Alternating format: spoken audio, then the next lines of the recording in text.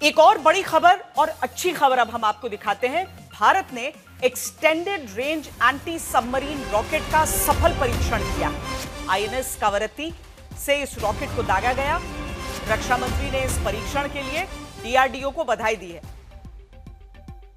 Operation सिंदूर के बाद से भारत लगातार हथियारों का परीक्षण कर रहा है।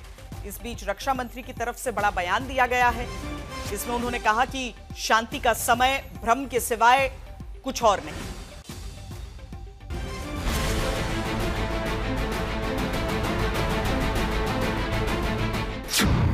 क्या भारत युद्ध की तैयारी कर रहा है?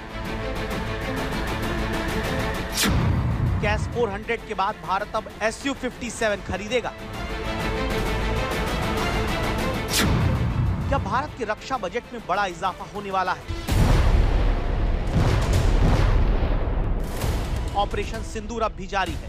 जिस तरह से 4 दिन चली जंग में पाकिस्तान और चीन एक साथ भारत के खिलाफ आए, उसने ये साफ कर दिया कि जंग का खतरा अभी टला नहीं। इस आशंका का संकेत रक्षा मंत्री राजनाथ सिंह के बयान से भी लगता है। वैसे तो पीस टाइम का एक भ्रम के सिवा और कुछ नहीं है, लेकिन फिर भी पीस टाइम की अगर बात की जाए तो कई बार मैं सोचता हूं कि पीस टाइम में तो हम सब डिफेंस सेक्टर को मजबूत करने की ही बात करते हैं, परंतु अचानक से कुछ ऐसी सिचुएशन बनती है जो हमारे पीस टाइम की थिंकिंग को झकझोर देती है। कहीं ना कहीं हमें कुछ और करने की आवश्यकता अचानक दिखाई पड़ने लगती है। तो रक्षा मंत्री ने क्यों कहा कि शांति का समय भ्रम के सिवाय कुछ और नहीं? क्या उनका इशारा अगले टकराव को लेकर है? और क्या इसीलिए हिंदुस्तान अपनी तैयारियों को पुख्ता करने में जुटा हुआ है? ये रहा उसका ताजा सबूत। पूरी तरह स्वदेशी माउंटेड गन को डीआरडीओ ने बनाया है, जिसे कहीं भी तैनात किया जा सकता है। 1 मिनट में 6 गोले दागने वाली ये माउंटेड गन 85 सेकंड में ही फायर करने के लिए तैयार हो जाती है। 155 मिलीमीटर और 52 कैलिबर वाली तोप में 80% से ज्यादा स्वदेशी कल पुर्जे लगे हुए हैं। 45 किलोमीटर तक की रेंज में दुश्मन पर 1 मिनट में 6 गोले दागने वाली ये तोप एक धमाके में 50 वर्ग मीटर तक के इलाके को नेस्तनाबूद कर सकती है।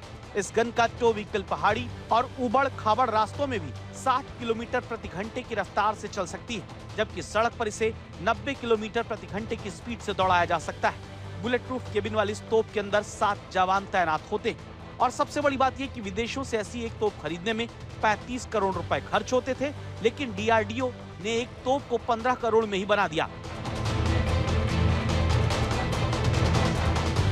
भारत एक तरफ स्वदेशी हथियार बना रहा है, तो वहीं सेना युद्धाभ्यास कर रही है। वायुसेना के बाद थल सेना युद्धाभ्यास में जुटी हुई है। जैसलमेर, बाड़मेर सीमा क्षेत्र में हाईटेक युद्धाभ्यास में जवान एडवांस बैटल ड्रिल्स, सटीक निशाने, युद्ध कौशल का प्रदर्शन कर रहे हैं। इस अभ्यास में सेना ड्रोन, आर्टिफिशियल इंटेलिजेंस और सैटेलाइट टेक्नोलॉजी जैसी अत्याधुनिक तकनीकों का इस्तेमाल कर रही है। बड़ी बात यह कि इससे पहले भारतीय वायुसेना ने इसी इलाके में एयर ड्रिल की थी।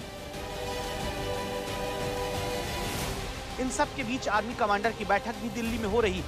ऑपरेशन सिंदूर के बाद पहली बार थल सेना के सभी कमांडर दिल्ली में हो रही कॉन्फ्रेंस में मौजूद हैं। 3 दिन तक चलने वाली इस कॉन्फ्रेंस में थल सेना प्रमुख जनरल उपेंद्र द्विवेदी के अलावा वायुसेना प्रमुख air chief marshal AP Singh और नौसेना प्रमुख एडमिरल दिनेश त्रिपाठी भी मौजूद होंगे। आर्मी कमांडर कॉन्फ्रेंस साल में 2 बार होती है, लेकिन ये बैठक उससे अलग है। इसकी जानकारी भी सेना की तरफ से पहले से साझा नहीं की गई थी। ये बैठक इसलिए भी बहुत महत्वपूर्ण है क्योंकि ऑपरेशन सिंदूर अभी जारी है।